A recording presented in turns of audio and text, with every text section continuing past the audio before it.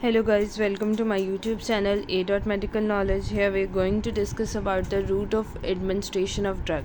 अगर हम बुक में देखें, ये आपके साथ मैं नोट्स भी शेयर कर देती हूँ, और बुक में भी देखें तो ये हमारे पास यहाँ से शुरू है route of drug administration. First part की वीडियो में हमने ये 5 बातें डिस्कस कर ली थी कि ओवरव्यू क्या होता है, फार्माकोकाइनेटिक्स और डायनामिक्स क्या थे, वो हमने सारी चीज़ें डिस्कस कर दी। अब हम रूट्स ऑफ ड्रग एडमिनिस्ट्रेशन करने लगे। ये मैं नोट्स के ज़रिए आपके साथ शेयर करने लगी और ये इजी वे में लिखे हुए हैं, ठीक है। मतलब आप पढ़ें और आपको याद हो जाए, और उस वे में हम पढ़ने लगे। Route of drug administration, major route of drug administration जो आता है वो एटर्नल रूट आता है, पेरेंटल रूट आता है, अदर रूट आता है। एटर्नल रूट क्या है? कोई भी आपने ड्रग लेनी है या कोई भी आपने मेडिसिन लेनी है, आपने उसे इंटरनल रूट से लेना, ऑरल रूट से लेना। पेरेंटल रूट होता है कि इंजेक्शन के ज़रिए लेना। अदर रूट में जो आता है वो इन्हेलर्स आते हैं, क्रीम्स आते हैं और ट्रॉपिकल्स आती है। अटर्नल रूट जो ऑरल इनटेक आप कर रहे हैं, देन पेरेंटल रूट जो इंजेक्शन के ज़रिए हो रही है, और अदर रूट्स में इन्हेलर क्रीम्स वगैरह आ गई। अटर्नल रूट होते क्या? अटर्नल एडमिनिस्ट्रेशन जो होती है ड्रग की, वो माउथ के ज़रिए करनी है। सेफ़ एंड मोस्ट कॉमन होता है, जैसे आपको पता है ये सेफ़ तरीका है, मोस्ट कॉमन है, कन्वीनियंट और इकोनॉमिकल मेथड है। हर कोई आराम से मुंह के ज़रिए खाना दवाई खा सकता है अपनी, ठीक है। और इकोनॉमिकल मेथड है। Drug may be swollen, allowing a oral delivery, and it may be placed under the tongue, sublingual, and between the gums and cheek buccal root to facilitate direct absorption into bloodstream. Drugs जो थी कुछ कभी कभार हम swollen भी कर रहे थे, ऑरल डिलीवरी भी करते, सबलिंगुअल या बकल रूट के ज़रिए भी हम लेके जा रहे थे ताकि वो हमारे ब्लड में डायरेक्टली ऑब्जॉर्ब हो सके। देन उसके बाद हमारे पास आता है एंट्रल रूट। एंट्रल रूट दो किस्म के थे, जैसे हमने कहा ओरल रूट है, ये एंट्रल रूट दो किस्म के थे। एक ओरल इनटेक आता है, एक सबलिंगुअल बकल रूट, जो अभी हमने पढ़ा। ऑरल रूट तो इनडायरेक्ट था। अब जो सबलिंगुअल जो होता है, इसमें क्या है कि आपने बकल रूट अपनी टंग के नीचे रखनी है, या बकल एरिया में चीक के पास अपने रखनी है। ये जो डेफिनेशन अभी पढ़ी हमने वही पढ़ी ना, कि आपने ड्रग को प्लेस किया उधर, ठीक है। Direct absorption into blood stream because present of, अब यहाँ पे क्या होगी कि डायरेक्ट ऑब्जॉर्प्शन होगी ब्लड स्ट्रीम के अंदर, बिकॉज वहाँ पे बहुत ज़्यादा कैपिलरीज प्रेजेंट है। और कैप्टोटीन मेडिसिन होती है, वो यूज़ कर रहे थे जो बीपी के लिए होती है, एंटी हाइपरटेंशन होती है। देन उसके बाद ओरल रूट आता है। ओरल रूट चीक और गम में होता है। ओरल रूट जो होता है ये एडवांटेज हमें प्रोवाइड करता है कि सेल्फ एडमिनिस्ट्रेशन होती है ओरल रूट में भी, टॉक्सिसिटी ओवरडोज हो जाए अगर ओरल रूट में तो वो कम कर सकते हैं। सबलिंगुअल हमने डिस्कस कर दिया, ओरल अब हम डिस्कस कर रहे हैं।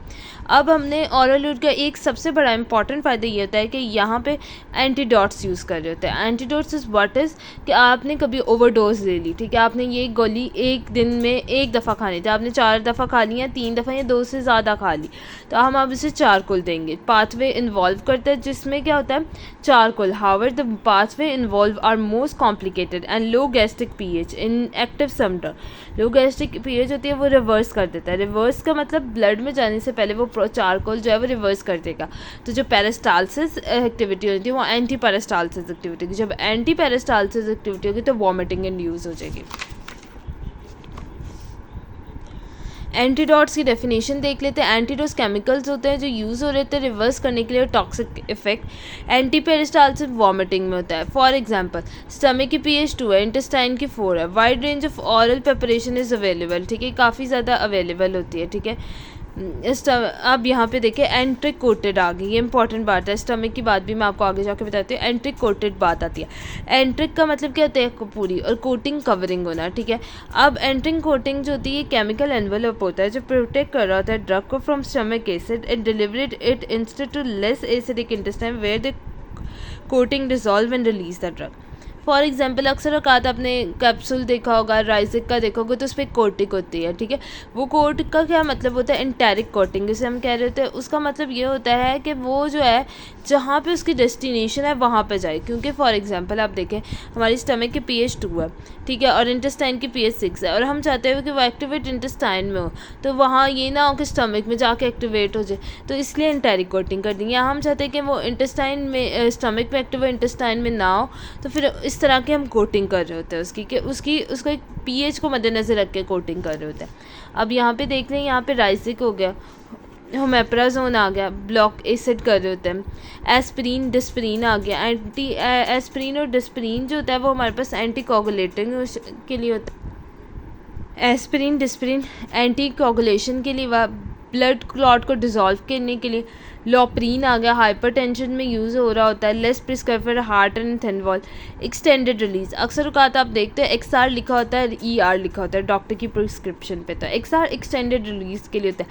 अब हम चाहते हैं कि हमने ये मेडिसिन लिया और ये 24 घंटे इसका असर है, तो एक्सटेंडेड रिलीज कहते हैं। Medicine dissolve in a slow manner में, ताकि प्रोलॉन्ग इफेक्ट रखे। फॉर एग्जाम्पल एक बंदा है, उसको डायबिटीज़ है, तो वो इंसुलिन की मेडिसिन ले रहा है, वो 4 घंटे काम करी, तो ये तो नहीं ना हुआ, हमें तो उसका पूरा दिन के लिए इफेक्ट चाहिए था, तो वो उसके लिए हम क्या करेंगे, एक्सटेंडेड रिलीज़ करेंगे। एक्सटेंडेड रिलीज मेडिसिन जो होता है स्पेशल कोटिंग होती है, इंटीग्रेट होता है, जो कंट्रोल कर रहा है ब्लड में रिलीज़ को, देयरफॉर स्लो कर रहा था absorption for prolong duration to action to take place. ठीक है, ये डेफिनेशन आ गई।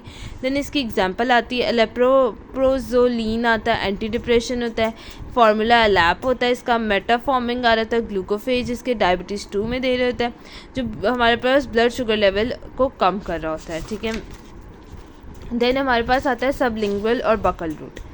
अब यहाँ पे क्या है, हमने प्लेसमेंट कर दी कोई भी मेडिसिन को टंग के अंदर, ताकि वो डिफ्यूज़ हो सके कैपिलरी नेटवर्क में और एंटर सिस्टमैटिक सर्कुलेशन में।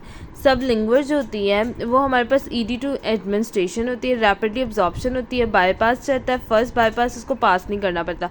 देखो उसे ऑरल रूट ने भी नहीं जाना, ना उसने लिवर ने डिटॉक्सिफिकेशन करनी है।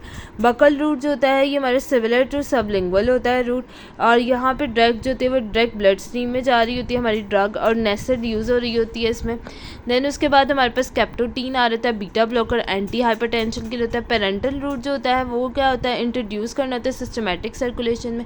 इंट्रावेनस IM और SC आता है, सबक्यूटेनियस अभी पढ़ते हैं हम। पेरेंटल एडमिनिस्ट्रेशन जो होती है वो ड्रग की इसलिए यूज़ होती है कि वो पुअरली अब्जॉर्ब हो GIT से।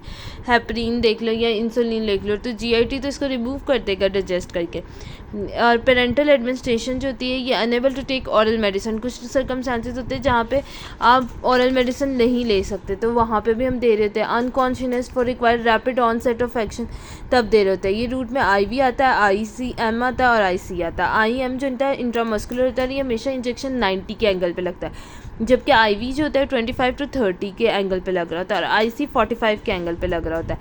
IM जो होता है इंट्रामस्कुलर जो होता है, यहाँ पे ड्रग जो होती है वो मसल रूट के ज़रिए दे रहे होते हैं, एक्वस सोल्यूशन में दे रहे होते हैं, और स्लोली ऑब्जर्व हो रही होती है कैपिलरी से मसल्स की। एंगल इसका 90 होता है, डेल्टॉइड में, ग्लूटियस मैक्सिमम में देते हैं हम, वहाँ ट्राइसेप्स में दे रहे होते हैं, और प्रेफर हम वहाँ कर रहे होते हैं जहाँ पे बल्क फाइबर्स का ज़्यादा है, ताकि मोर कैपिलरीज मोर एब्जॉर्प्शन हो सके। देन उसके बाद IC आ रहा होता है हमारे पास। IC जो होता है वो एपिडर्मस में दे रहे होते हैं, ये रूट चेक कर रहा होता है कि कोई भी एलर्जिक रिएक्शन वगैरह तो नहीं है। फिर इंट्रावेनस आ रहा होता है, इंट्रावेनस डायरेक्टली हमारे पास सिस्टमैटिक सर्कुलेशन में दे रहा होता है। इसके लिए आर्टरी इसलिए नहीं यूज़ कर रहे थे क्योंकि हमें पता है आर्टरी ने एक स्पेसिफिक पॉइंट पे जाना है, तो इंट्रावेनस हम नहीं यूज़ कर रहे थे। अदर रूट में हमारे पास ऑरल इनहेलेशन आता है। इनहेलेशन का मतलब होता है ऑरल, मतलब नेज़ल रैपिडली डिलीवरी के लिए कर रहे थे। ज़्यादातर ऑरल इनहेलेशन लंग्स की डिजीज़ के लिए हम कर रहे होते हैं। इसमें ड्रग जो होता है वो large surface area, mucus membrane और रेस्पिरेटरी ट्रैक और पल्मोनरी एपिथेलियम वगैरह को क्रॉस कर रहा होता है। ये रूट इफेक्टिव एंड कन्वीनियंट होता है पेशेंट जिसके अंदर रेस्पिरेटरी COPD एस्थमा के पेशेंट होते हैं, और वहाँ पे जाके ये ड्रग एंटर होती है, कंस्ट्रिक्ट कर देती है ब्रोंकाइटिस को, टारगेट साइट पे जाती है, mucous membrane rapid action, bronchodilators आ जाते हैं। नेज़ल रूट आता है, ये रूट एडमिनिस्ट्रेशन डायरेक्टली नोज कर रहा होता है, नेज़ल डीकॉन्जेस्टेंट या ऑक्सीमेटाजोलिन कॉर्टिकोस्टेरॉइड। इंट्राथेटिकल या इंट्रावेंट्रिकल होता है, ब्लड में टिपिकली डिले हो रहता है absorption of a drug, rapidly local effect necessity to introduce the drug in CSS। Amphotericin B आ जाता है इसकी ट्रीटमेंट में। देन इसके बाद हमारे पास आ रहा होता है मेनिंजाइटिस के लिए। देखो इंट्रावेंट्रिकल जो होता है ना, ये हमारे ब्रेन के अंदर ब्लड ब्रेन बैरियर होता है, वो अलाउ नहीं कर रहा था, हम CS फ्लूइड को डायरेक्ट दे देते हैं, मेनिंजाइटिस के ट्रीटमेंट में ज़्यादा कर देते हैं। टॉपिकल रूट स्किन के लिए एडमिनिस्ट्रेशन होता है, लोकल इफेक्ट जहाँ पे हमें चाहिए हो, ठीक है, जैसे कोलिकोट्राइमोजोल एंटी फंगल है, ठीक है। जेल या लोकेशन के लिए हम यूज़ कर रहे थे, जेल कोई भी एक स्पेसिफिक लोकेशन के लिए।